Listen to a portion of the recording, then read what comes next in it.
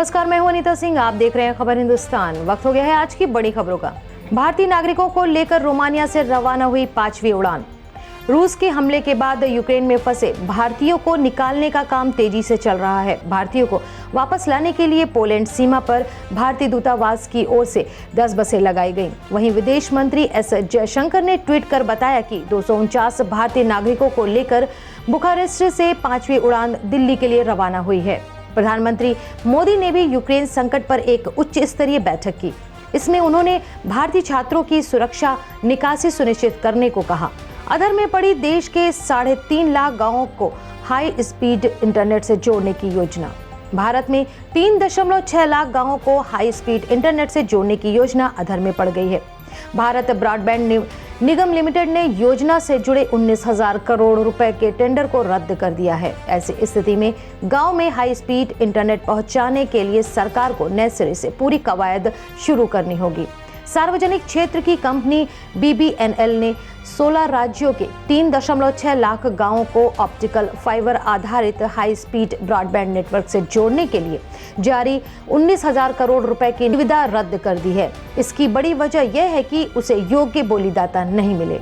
केंद्र सरकार का बड़ा फैसला, 80% जिलों में मनरेगा लोकपाल नियुक्त नहीं किए गए तो नहीं मिलेगा फंड।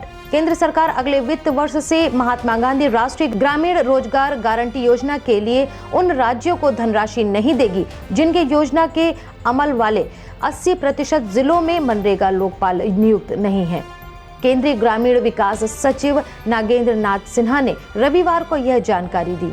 केंद्रीय ग्रामीण विकास मंत्रालय के आंकड़ों के मुताबिक भाजपा शासित गुजरात, अरुणाचल प्रदेश एवं गोवा, तेदेपा शासित तेलंगाना और केंद्र शासित प्रदेशों में पांडिचेरी, अंडमान एवं निकोबार द्वीप समूह, लक्षद्वीप व दादर नागर हवेली में मनरेगा के लिए एक भी लेखपाल नियुक्त नहीं है। हिट एंड रन मामले में मौत पर 1 अप्रैल से 8 गुना अधिक मिलेगा मुआवजा। सड़क परिवहन एवं राजमार्ग मंत्रालय की एक अधिसूचना के मुताबिक हिट एंड रन पीड़ितों के स्वजनों को दिए जाने वाले मुआवजे में 1 अप्रैल से 8 गुना वृद्धि हो जाएगी। अभी तक यह धनराशि 25,000 रुपए है, जो बढ़कर 2 लाख रुपए हो जाएगी। 25 फरवरी को जारी अधिसूचना के मुताबिक हिट एंड रन मामलों में गंभीर रूप से जख्मी व्यक्ति को मिलने वाला मुआवजा भी 12,500 रुपए से बढ़कर 50,000 रुपए हो जाएगा। बूस्टर डोज के तौर पर कोवोवैक्स के परीक्षण की मांगी अनुमति।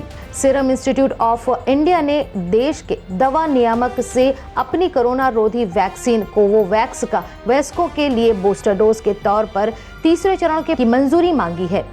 भारत के दवा महानियंत्रक ने 28 दिसंबर को वयस्कों पर कोवोवैक्स के आपात इस्तेमाल की मंजूरी दे दी थी। हालांकि अभी इस वैक्सीन को टीकाकरण अभियान में शामिल नहीं किया गया है। सुप्रीम कोर्ट का फैसला, टेलीकॉम सेवाओं में खामी पर उपभोक्ता अदालत जा सकते हैं। सुप्रीम कोर्ट ने कहा है कि टेलीकॉम सेवाओं में किसी भी तरह की खामी का सामना कर रहा व्यक्ति कंपनी के खिलाफ अपनी शिकायत के साथ सीधे उपभोक्ता अदालत में जा सकता है। जस्टिस सूर्यकांत और जस्टिस विक्रम नाथ की पीठ ने कहा, यह तथ्य कि इंडियन टेलीग्राफ एक्ट 1885 के तहत मध्यस्थता का उपाय वैधानिक प्रकृति का है। यह ऐसे मामलों में उपभोक्ता अदालत के न्यायाधिकार को खत्म नहीं करेगा।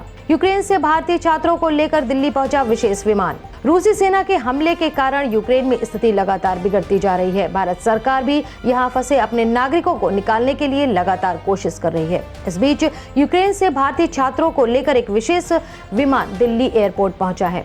बता दें कि यूक्रेन में संकट की स्थिति को देखते हुए यहां फंसे भारतीयों के परिवारजन काफी चिंता में हैं। दूतावास ने जारी की एडवाइजरी। विदेश सचिव बोले, यूक्रेन में हजारों नागरिक मौजूद। यूक्रेन में फंसे भारतीयों को निकालने के लिए सरकार ने पूरी ताकत झोंक दी है। इसी सिलसिले में विदेश मंत्री एस जयशंकर ने हंगरी के विदेश मंत्री पीटर सेजाट्रो को फोन किया और हंगरी यूक्रेन सीमा पर भारतीयों को सहयोग करने का अनुरोध किया।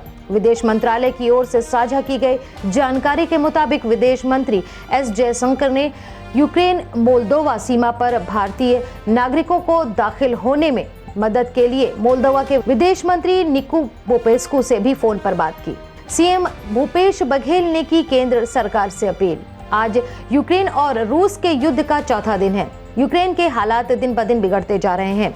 हजारों भारतीय नागरिक व छात्र यूक्रेन में फंसे हुए हैं, जिन्हें भारत सरकार ऑपरेशन गंगा के तहत वापस लाने का अभियान चला रही है। वहीं इस बीच छत्तीसगढ़ के मुख्यमंत्री भूपेश बघेल ने केंद्र सरकार से अपील की है। उन्होंने कहा है कि खारकीव में और कीव में फंसे छात्रों को बड़ी मुश्किलों का सामना करना पड़ रहा है। छात्रों व नागरिकों को सुरक्षित बाहर निकालने के लिए सीएम बघेल ने विमानों की संख्या बढ़ाए जाने की बात कही है।